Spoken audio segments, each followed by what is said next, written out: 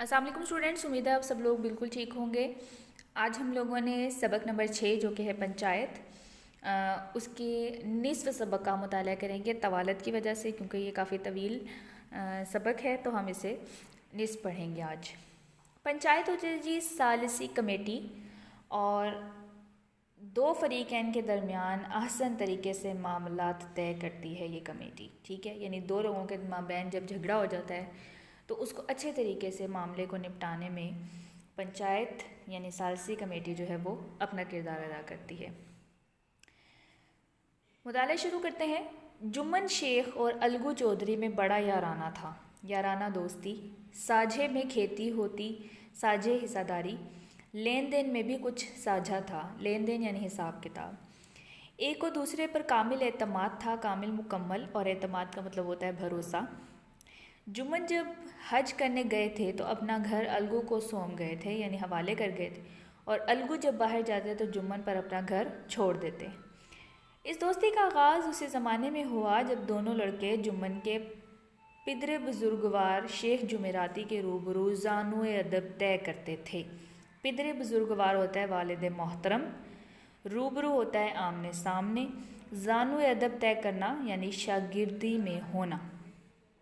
الگو نے استاد کی بہت خدمت کی، خوب رکابیاں مانجی، رکابیاں مانجنا یعنی پلیٹیں دھونا، خوب پیالے دھوئے۔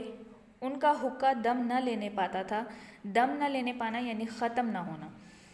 ان کے باپ پرانی وضع کے یعنی عادات کے آدمی تھے، تعلیم کے مقابلے میں انہیں استاد کی خدمت پر زیادہ بھروسہ تھا۔ وہ کہا کرتے تھے استاد کی دعا چاہیے، جو کچھ ہوتا ہے فیض سے ہوتا ہے یعنی فائدہ سے، اور اگر الگو پر استاد کے فیض یا دعاؤں کا اثر نہ ہوا تو اسے تسکین تھی یعنی تسلی تھی کہ تحصیل علم کا کوئی دقیقہ اس نے فروغ گزاشت نہیں کیا۔ تسکین تسلی، تحصیل علم ہوتا ہے جی علم کا حصول، اور دقیقہ فروغ گزاشت کرنے کا مطلب ہے کوئی کمی نہ چھوڑنا۔ علم اس کی تقدیر ہی میں نہ تھا، تقدیر یعنی قسمت۔ شیخ جمعراتی خود دعا اور فیض کے مقابلے میں تازیانے کے زیادہ قائل تھے۔ تازیانے چھڑی کو کہتے ہیں، قائل ہونا، آمادہ ہونا، اور جمن پر اس کا بے دریغ یعنی بے تحاشا استعمال کرتے تھے۔ اسی کا یہ فیض تھا کہ آج جمن کے قرب و جوار یعنی ارد گرد کے موازات یعنی گاؤں میں پرسش ہوتی تھی یعنی پوچھ گچھ ہوتی تھی۔ شیخ جمن کی ایک بوڑھی بیوہ خالہ تھیں، ان کے پاس کچھ تھوڑی سی ملکیت تھی یعنی قبضے میں ہونا، مگر غریب کا وارث کوئی نہ تھا یعنی بیٹا نہیں تھا کوئی۔ جمن نے وعد وعید کے سبز باغ دکھا کر، وعد وعید یعنی قول و قرار، سبز باغ دکھانا محاورہ ہے یعنی دھوکہ دینا، خالہ اماں سے وہ ملکیت اپنے نام کرا لی تھی۔ جب تک ہبہ نامہ پر رجسٹری نہ ہوئی تھی، ہبہ نامہ ہوتا ہے جی وہ دستاویز جس میں کوئی چیز بخشے جانے کا اقرار لکھا ہو، یعنی اس تحریر میں لکھا تھا کہ خالہ نے جو ہے وہ اپنی ملکیت جمن کے نام کر دی ہے، ٹھیک ہے۔ خالہ جان کی خوب خاطرداریاں ہوتی تھیں، خاطرداریاں یعنی خدمتیں، خوب میٹھے لقمے چٹپٹے سالن کھلائے جاتے تھے، مگر پگڑی کی مہر ہوتے ہی تصدیق ہو جانا، اس کی خاطرداریوں پر بھی مہر ہو گئی۔ جمن کی اہلیہ یعنی بیوی بی فہمین نے رفتہ رفتہ سالن کی مقدار روٹیوں سے کم کر دی۔ کچھ دنوں تک خالہ جان نے اور دیکھا، مگر جب برداشت نہ ہوئی تو جمن سے شکایت کی۔ جمن صلح پسند آدمی تھا یعنی امن پسند، اب اس معاملے میں مداخلت کرنا مناسب نہ سمجھا۔ مداخلت کرنا کہتے ہیں دخل دینا۔ کچھ دن تو رو دھو کر کام چلا، آخر ایک روز خالہ جان نے جمن سے کہا، بیٹا تمہارے ساتھ میرا نبھانا ہوگا یعنی گزارا نہ ہوگا، تم مجھے روپے دے دیا کرو، میں اپنا الگ پکا لوں گی۔ جمن نے بے اعتنائی سے جواب دیا یعنی لاپرواہی سے، لاپرواہی نہیں ہوتا، لاپرواہی ہوتا ہے لفظ۔ روپیہ کیا یہاں پھلتا ہے؟ پھلتا یعنی اگتا ہے۔ خالہ جان نے بگڑ کر کہا، تو مجھے نان نمک چاہیے یا نہیں؟ بگڑ کر یعنی ناراض ہو کر، اور نان نمک کہتے ہیں روٹی سالن، مراد ہے خوراک۔ جمن نے مظلومانہ انداز سے جواب دیا، چاہیے کیوں نہیں، میرا خون چوس لو، کوئی یہ تھوڑے ہی سمجھتا تھا کہ تم خواجہ خضر کی حیات لے کر آئی ہو۔ خواجہ خضر یعنی لمبی عمر ہونا، کہتے ہیں نا کہ خضر جو ہے انہوں نے آب حیات پیا ہوا ہے، ٹھیک ہے، اس مناسبت سے اس نے یہ جملہ کہا تھا۔ خالہ جان اپنے مرنے کی بات نہیں سن سکتی تھیں۔ جامع سے باہر ہو کر پنچایت کی دھمکی دی۔ جامع سے باہر ہونا، سخت غصے میں آنا، دھمکی دینا، ڈرانا۔ جمن ہنسے، وہ فاتحانہ ہنسی جو شکاری کے لبوں پر ہرن کو جال کی طرف جاتے ہوئے دیکھ کر نظر آتی ہے۔ ہاں ہاں ضرور پنچایت کرو، فیصلہ ہو جائے، مجھے بھی دن رات کا وبال پسند نہیں، یعنی مصیبت پسند نہیں۔ پنچایت کی صدا کس کے حق میں اٹھے گی؟ اس کے متعلق شیخ جمن کو اندیشہ نہیں تھا، یعنی ڈر نہیں تھا، کوئی خطرہ نہیں تھا۔ قرب و جوار یعنی ارد گرد میں ایسا کون تھا جو ان کا شرمندہ منت نہ ہو، یعنی احسان مند نہ ہو؟ کون تھا جو ان کی دشمنی کو حقیر سمجھے، یعنی گھٹیا سمجھے؟ کس میں اتنی جرت تھی، یعنی ہمت تھی، جو ان کے سامنے کھڑا ہو سکے؟ آسمان کے فرشتے تو پنچایت کرنے آئیں گے نہیں۔ اس کے بعد کئی دن تک بوڑھی خالہ لکڑی لیے یعنی لاٹھی لیے آس پاس کے گاؤں کے چکر لگاتی رہیں۔ کمر جھک کر کمان ہو گئی تھی۔ کمر جھکنا یعنی کمر دوہری ہونا۔ ایک قدم چلنا مشکل تھا، مگر بات آ پڑی تھی، اس کا تصفیہ ضروری تھا۔ تصفیہ کرنا کہتے ہیں فیصلہ کرنے کو۔ شیخ جمن کو اپنی طاقت، رسوخ یعنی پہنچ، رسائی اور منطق یعنی دلیل پر کامل یعنی مکمل اعتماد تھا۔ وہ کسی کے سامنے فریاد کرنے نہیں گئے، یعنی رونا دھونا نہیں کیا۔ بوڑھی خالہ نے اپنی دانست یعنی سمجھ بوجھ کے مطابق میں تو گریہ اور زاری یعنی رونے دھونے کرنے میں کوئی کسر نہ اٹھا رکھی تھی، یعنی کوئی کمی نہ چھوڑی۔ خوبی تقدیر یعنی خوش قسمتی کوئی اس طرف مائل نہ ہوا، یعنی آمادہ نہ ہوا۔ کسی نے تو یوں ہی ہاں ہوں کر کے ٹال دیا، کسی نے زخم پر نمک چھڑک دیا۔ زخم پر نمک چھڑکنا محاورہ ہے، یعنی زیادہ تکلیف کا باعث ہونا۔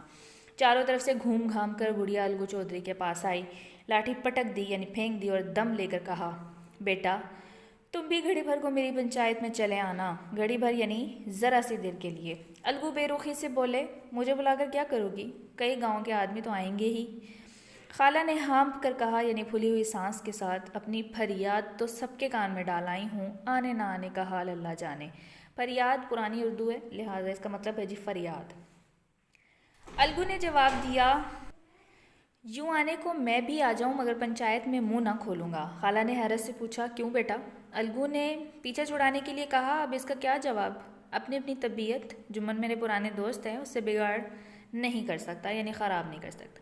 خالہ نے تاک کر نشانہ مارا، یعنی ٹھیک جگہ پر۔ بیٹا کیا بگاڑ کے ڈر سے ایمان کی بات نہ کہو گے؟ شام کو ایک پیڑ یعنی درخت کے نیچے پنچایت بیٹھی، ٹاٹ بچھا ہوا تھا، حقہ پانی کا بے انتظام تھا۔ یہ سب شیخ جمن کی مہمان نوازی تھی۔ وہ خود الگو چودھری کے ساتھ دور بیٹھے حقہ پی رہے تھے۔ جب پنچایت پوری بیٹھ گئی تو بوڑھی بی نے حاضرین کو مخاطب کر کے کہا، پنچو یعنی فیصلہ کرنے والوں، آج 3 سال ہوئے میں نے اپنی سب جائیداد اپنے بھانجے جمن کے نام لکھ دی تھی۔ اسے آپ لوگ جانتے ہوں گے۔ جمن نے مجھے تاحین حیات یعنی تمام عمر روٹی کپڑا دینے کا وعدہ کیا تھا۔ سال 6 مہینے تو میں نے ان کے ساتھ کسی طرح رو دھو کر یعنی بمشکل کاٹے، مگر اب مجھ سے رات دن کا رونا نہیں سہا جاتا، یعنی برداشت نہیں ہوتا۔ مجھے پیٹ کی روٹیاں تک نہیں ملتی، بے کس بیوہ ہوں، یعنی بے سہارا بیوہ ہوں، تھانہ کچہری کر نہیں سکتی سوائے تم لوگوں کے، اور کس سے اپنا دکھ درد روں؟ تم لوگ جو راہ نکال دو اس راہ پر چلوں۔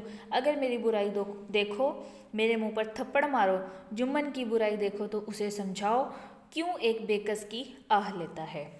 رام دھن بسر بولے، جمن میاں پنچ کسے بتتے ہو؟ بتتے کا مطلب یعنی بناتے ہو، ابھی سے طے کر لو۔ جمن نے حاضرین پر ایک اڑتی ہوئی نگاہ ڈالی، یعنی سرسری سی، دلیرانہ انداز سے کہا، خالہ جان جسے چاہیں پنچ بنائیں، مجھے عذر نہیں ہے۔ خالہ نے چلا کر کہا، ارے اللہ کے بندو، تو پنچوں کے نام کیوں نہیں بتا دیتا؟ جمن نے بڑھیا کو غضبناک نگاہوں سے دیکھ کر کہا، یعنی غصے سے بھری ہوئی نگاہوں سے، اب اس وقت میری زبان نہ کھلواؤ، جسے چاہو پنچ بنا دو۔ خالہ نے جمن کے اعتراض کو تاڑ لیا، یعنی سمجھ گئیں، بولی، بیٹا خدا سے ڈر، میرے لیے کوئی اپنا ایمان نہ بیچے گا۔ اتنے بھلے آدمیوں میں کیا سب تیرے دشمن ہیں؟ اور سب کو جانے دوں، الگو چودھری کو تو مانے گا؟ جمن فرتے مسرت یعنی بہت زیادہ خوشی سے باغ ہو گئے، بہت خوش ہو گئے، مگر ضبط کر کے بولے، الگو چودھری ہی صحیح، میرے لیے جیسے رام دھن بسر ویسے الگو کوئی میرا دشمن نہیں ہے۔ الگو بگلے جھانکنے لگے، یعنی شرمندہ ہونا، اس جھمیلے یعنی جھگڑے میں نہیں پھنسنا چاہتے تھے۔ معترضانہ انداز سے کہا، بوڑھی ماں تم جانتی ہو کہ میری اور جمن کی گاڑی دوستی ہے، یعنی گہری دوستی ہے۔ خالہ نے جواب دیا، بیٹا دوستی کے لیے کوئی اپنا ایمان نہیں بیچتا۔ پنچ کا حکم اللہ کا حکم، پنچ کے منہ سے جو بات نکلتی ہے وہ اللہ کی طرف سے نکلتی ہے۔ شیخ جمن: ہم اور تم پرانے دوست ہیں، جب ضرورت پڑی ہے تم نے میری مدد کی ہے، اور ہم سے بھی جو بن پڑا ہے یعنی جو ہو سکا ہے تمہاری خدمت کرتے آئے ہیں، مگر اس وقت نہ تم ہمارے دوست ہو اور نہ ہم تمہارے دوست۔ یہ انصاف اور ایمان کا معاملہ ہے۔ خالہ جان نے پنچوں سے اپنا حال کہہ سنایا۔ تم کو بھی جو کچھ کہنا ہو کہو۔ جمن ایک شان فضیلت سے اٹھ کھڑے ہوئے، یعنی بڑی شان سے، اور بولے، پنچو، میں خالہ جان کو اپنی ماں کی بجائے سمجھتا ہوں، یعنی جگہ سمجھتا ہوں، اور ان کی خدمت میں کوئی کسر نہیں رکھتا، یعنی کوئی کمی نہیں رکھتا۔ ہاں، عورتوں میں ذرا انبن رہتی ہے، یعنی لڑائی جھگڑا، اس میں مجبور ہوں۔ عورتوں کی تو یہ عادت ہی ہے، مگر ماہوار روپیہ دینا میرے قابو سے باہر ہے۔ ماہوار یعنی ماہانہ۔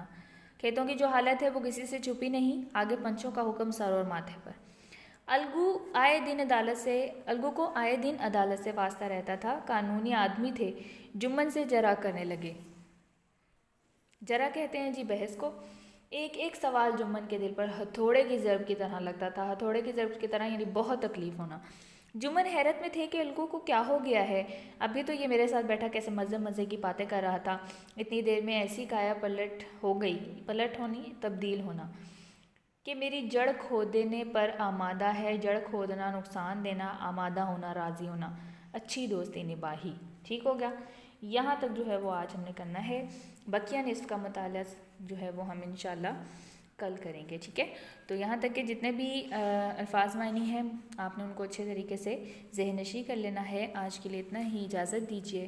اللہ حافظ۔